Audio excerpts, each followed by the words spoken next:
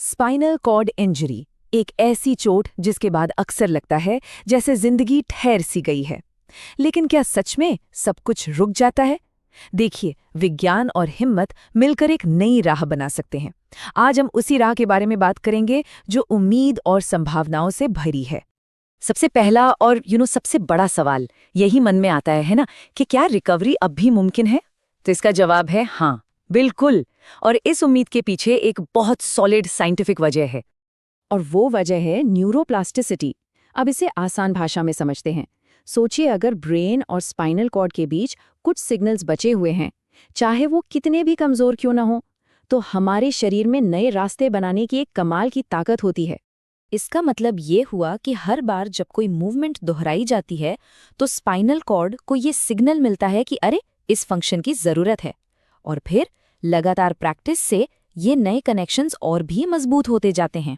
तो सवाल ये है कि ये नए रास्ते बनाने की शुरुआत आखिर कहाँ से करें? इसकी नींव है हमारे शरीर का सेंटर, यानी हमारा कोर। कोर को आप शरीर का एक एंकर समझ सकते हैं, जो हमारे शरीर के ऊपरी और निचले हिस्से के हर मूवमेंट को एक स्थिरता, एक स्टेबिलिटी देता है। इसके बिना कोई भी मूवमेंट बहुत मुश्किल हो जाता है। स्पाइनल कॉर्ड इंजरी के बाद बैठने का बैलेंस बनाना एक बहुत बड़ा चैलेंज होता है। तो कोर को मजबूत करने का सीधा सीधा मतलब है बेहतर बैलेंस, कम थकान और ज्यादा देर तक आराम से बैठ पाने की क्षमता। और फायदे सिर्फ इतने ही नहीं है, पोस्चर सुधरता है, रोज के कामों में स्टेबिलिटी आती है और गिरने का खतरा भी कम हो जाता है। सही मायनों में ये रिकवरी की राह पर पहला और सबसे मजबूत कदम है। तो चलिए अब कुछ प्रैक्टिकल एक्सरसाइज पर आते हैं जो इस कोर को मजबूत करने की शुरुआत में आपकी मदद कर सकती हैं। हमारी पहली एक्सरसाइज है ट्रंक रोटेशन। इसे व्हीलचेयर या किसी भी मजबूत और स्थिर जगह पर बैठकर आराम से किया जा सकता है। करना बस इतना है कि अपनी कोर की मसल्स को टाइट रखते हुए धीरे धीरे अपने धड़ को एक साइड से दूसरी साइड घुमाना है। बस ध्यान रहे शरीर का निचला हिस्सा एकदम स्थिर रहे। मूवमेंट जितना कंट्रोल होगा, एक्सरसाइज उतनी ही असरदार होगी। हमारी अगली एक्सरसाइज मैट पर लेटकर करने वाली है। इसका नाम है पेल्विक टिल्ट। ये एक्सरसाइज आमतौर पर T6 लेवल या उससे नीचे की इंजरी के लिए काफ़ी असरदार होती है। इसमें मैट पर लेटकर घुटनों को मोड़ना है और फिर धीरे धीरे अपने हिप्स को ऐसे रोल करना है जैसे आप अपनी नाभि को रीढ़ की हड्डी की तरफ खींच रहे हों। ये कोर की गहरी मांसपेशियों पर बहुत अच्छा काम करती है। और जब थोड़ी और स्ट्रेंथ बनानी हो तो मॉडिफाइड प्लैंक एक बहुत ही बेहतरीन एक्सरसाइज है। इसमें आपको अपनी कोहनियों और घुटनों के सहारे शरीर को ऊपर उठाना है और पीठ को जितना हो सके सीधा रखने की कोशिश करनी है। अगर आप इसे कुछ सेकंड्स के लिए भी होल्ड कर पाते हैं तो ये कोर की ताकत और सहन शक्ति को बढ़ाने में बहुत मदद करता है। लेकिन एक बात हमेशा याद रखनी है, स्मार्ट ट्रेनिंग ही सेफ ट्रेनिंग है। इसलिए कुछ बातों का ध्यान रखना बहुत बहुत जरूरी है।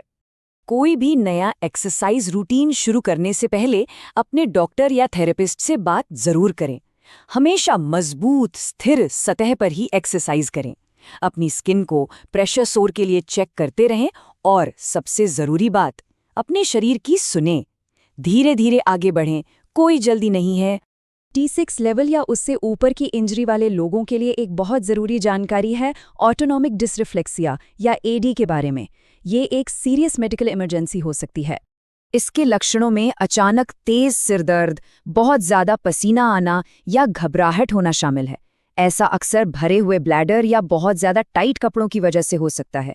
अगर कभी ऐसे लक्षण महसूस हों तो फौरन सीधे बैठ जाएं और मेडिकल हेल्प लें। तो हमने एक्सरसाइज की बात की, सेफ्टी की बात की, अब आता है सबसे जरूरी हिस्सा, वो है माइंडसेट। रिकवरी का असली सफर यहीं से तय होता है। ये समझना बहुत जरूरी है कि रिकवरी सिर्फ वक्त बीतने से नहीं होती। नहीं, रिकवरी का असली मतलब है रेगुलर और सही ट्रेनिंग। आपका हर एक सेशन रिकवरी की तरफ बढ़ाया गया एक कदम है। हो सकता है कि प्रोग्रेस आपको बहुत धीमी लगे, लेकिन यहाँ एक बहुत दिलचस्प बात है। 1 या 2% का सुधार भी एक बहुत बहुत बड़ा सिग्नल है। ये छोटा सा सुधार इस बात का पक्का संकेत है कि आपका शरीर रिस्पॉन्ड कर रहा है। वो जो न्यूरोप्लास्टिसिटी की हमने बात की थी, वो काम कर रही है। हर छोटी कामयाबी इस बात का सबूत है कि और सुधार भी बिल्कुल संभव है। तो आज की इस पूरी बातचीत का निचोड़ क्या है?